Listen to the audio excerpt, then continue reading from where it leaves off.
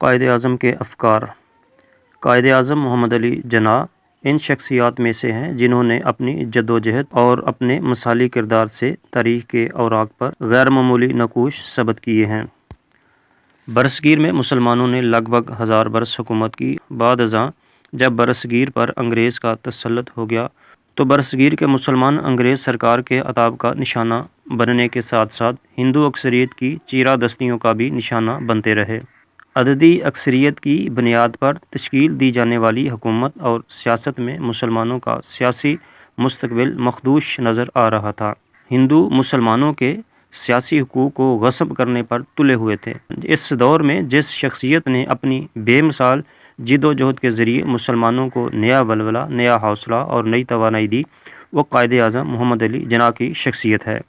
25 دسمبر 1876 کو پیدا ہونے والی اس عظیم شخصیت نے جب عملی سیاست میں قدم رکھا تو ابتدا میں آپ ہندو مسلم اتحاد کے قائل تھے، لیکن بتدریج آپ کو اس بات کا احساس ہو گیا کہ ہندو مسلم اتحاد سے مسلمانوں کو سیاسی مسائل حل نہیں ہو سکتے۔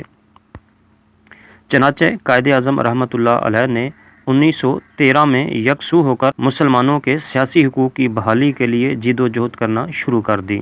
برصغیر کے مروزی حالات کو سمجھتے ہوئے حضرت قائد اس نتیجے پر پہنچ چکے تھے کہ مسلمانوں کے سیاسی حقوق کی پاسداری تبھی ممکن ہے جب ان کے لیے ایک علیحدہ وطن کے حصول کو یقینی بنایا جائے گا۔ قائد اعظم نے 1913 سے لے کر 1947 تک مسلسل جد و جہد کی اور برصغیر کے طول و عرض میں بسنے والے مسلمانوں کو جگانے کے لیے اپنی جملہ صلاحیتوں کو صرف کیا۔ قائد اعظم کو علامہ اقبال، مولانا ظفر علی خان اور مولانا محمد علی جوہر جیسے اکابرین کی تائید میسر آئی، جنہوں نے قائد کی فکر کو عملی جامہ پہنانے کے لیے اپنی تمام تر صلاحیتوں کو صرف کیا۔ علامہ اقبال نے اپنی شاعری، مولانا ظفر علی خان نے اپنی صحافت اور مولانا محمد علی جوہر نے اپنی خطابت کے ذریعے قوم کو بیدار کرنے میں کسی قسم کی کوئی کسر نہ چھوڑی۔ اس کے ساتھ ساتھ برصغیر کے طول و عرض سے بسنے والے علماء کرام نے بھی قائد کے وژن سے اتفاق کرتے ہوئے برصغیر کے مسلمانوں کو جگایا اور برصغیر کے طول و عرض میں ایک ہی نعرے کو لگایا گیا: پاکستان کا مطلب کیا؟ لا الہ الا اللہ۔ قائد اعظم جہد مسلسل پر یقین رکھتے تھے۔ آپ نے دن دیکھا نہ رات، گرمی یا سردی کے موسم کی پرواہ کیے بغیر اپنے ہدف اور نصب العین کے ساتھ غیر معمولی وابستگی رکھتے ہوئے مسلسل میدان عمل میں سرگرم رہے۔ قائد کی شبانہ روز محنتوں کا نتیجہ تھا کہ انگریزی استبداد اور برہمن کی مکاری کے باوجود برصغیر کے مسلمان آزادی حاصل کرنے میں کامیاب ہو گئے۔ قائد اعظم نے فکر و عمل کی راہوں کو متعین کرنے کے لیے جد و جہد کا جو ماٹو چھوڑا وہ غیر معمولی اہمیت کا حامل ہے۔ قائد اعظم کے اس ماٹو پر غور کیا جائے تو حضرت قائد کی فکر کھل کر سامنے آ جاتی ہے۔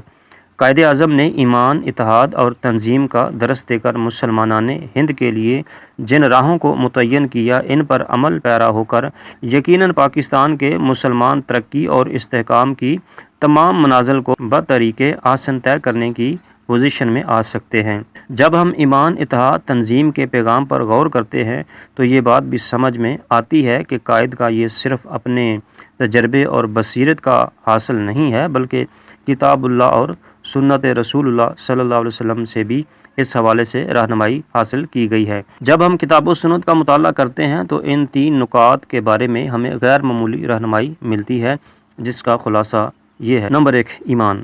دین اسلام کی بنیاد ایمان بالغیب پر ہے، اور ہر مسلمان اللہ تبارک و تعالیٰ کی وحدانیت، اس کی نازل کردہ کتابوں، اس کے بھیجے ہوئے انبیاء اور رسل، اس کے ملائکہ اور یوم جزا پر یقین رکھتا ہے۔ تقدیر کے فیصلوں کو بھی ہر مسلمان بسر و چشم قبول کرتا ہے۔ اللہ تبارک و تعالیٰ نے سورۃ البقرہ کی آیات 2 تا 5 میں ایمان بالغیب، سابقہ کتب پر ایمان اور آخرت پر ایمان کی اہمیت کو اجاگر کیا۔ اسی طرح اللہ تبارک و تعالیٰ نے سورۃ العصر میں جب کامیاب لوگوں کے اوصاف بیان کیے تو ایمان کا سب سے پہلے ذکر کیا۔ اللہ تبارک و تعالیٰ سورۃ العصر میں ارشاد فرماتے ہیں: قسم ہے زمانے کی، بے شک انسان خسارے میں ہے، سوائے ان لوگوں کے جو ایمان لائے اور انہوں نے نیک اعمال کیے اور ایک دوسرے کو وصیت کی یعنی حق بات کی تلقین کی اور ایک دوسرے کو وصیت یعنی تلقین کی صبر کی۔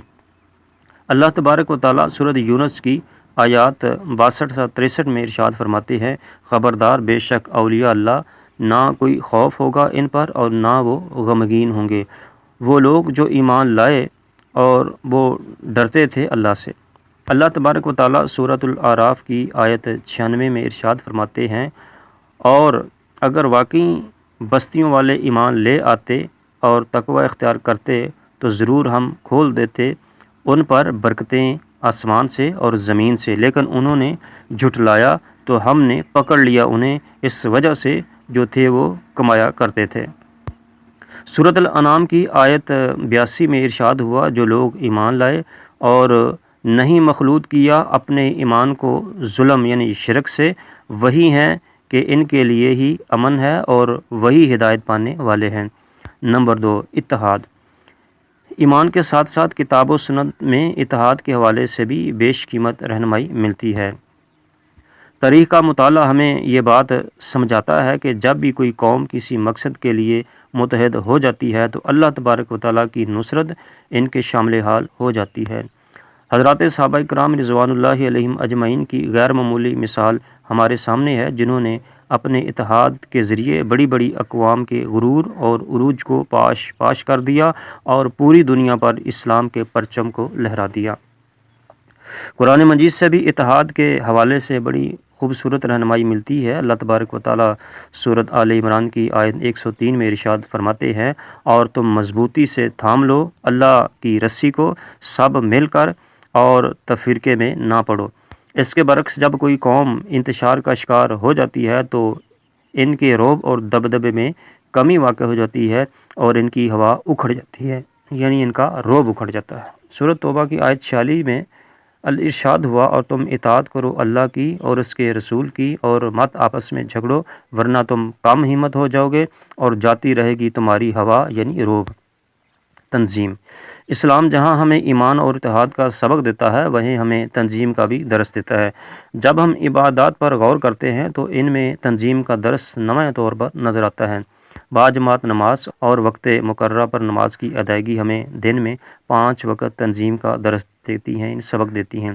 عمرے اور حج کے موقع پر ایک ہی طرح کے الفاظ، ایک ہی طرح کا احرام، ایک ہی جہت میں چکر لگاتے ہوئے اور ایک ہی سمت میں آگے بڑھتے ہوئے اپنے مناسک حج کو انجام دینے میں بھی تنظیم کا ایک بڑا سبق ہے۔ میدان جہاد میں بھی کامیابی کے لیے ایمان اور اتحاد کے ساتھ ساتھ تنظیم انتہائی ضروری ہے۔ اللہ تبارک و تعالیٰ سورۃ صف کی آیات 4 تا 5 میں ارشاد فرماتے ہیں، گویا کہ وہ سیسا پلائی ہوئی دیوار ہوں۔ بلا شبہ اللہ محبت کرتا ہے ان لوگوں سے جو لڑتے ہیں اس کے راستے میں صف باندھ کر۔ اگر ہم قائد اعظم کے اس عظیم الشان پیغام پر عمل کریں تو نہ صرف یہ کہ پاکستان بحرانوں پر قابو پانے کے قابل ہو سکتا ہے بلکہ آنے والے وقت میں ایک مستحکم ریاست کی حیثیت سے دنیا کی قیادت کے فریضے کو بھی انجام دے سکتا ہے۔ آج قائد ہمارے درمیان موجود نہیں، لیکن جد و جہد کی جن راہوں کو آپ نے متعین کیا ان پر عمل پیرا ہو کر ہم یقیناً انفرادی اور اجتماعی سطح پر ایک باوقار زندگی گزارنے میں کامیاب ہو سکتے ہیں۔ بشکریہ علامہ ابتسام الہی ظہیر حافظہ اللہ۔ روزنامہ دنیا نیوز، پاکستان۔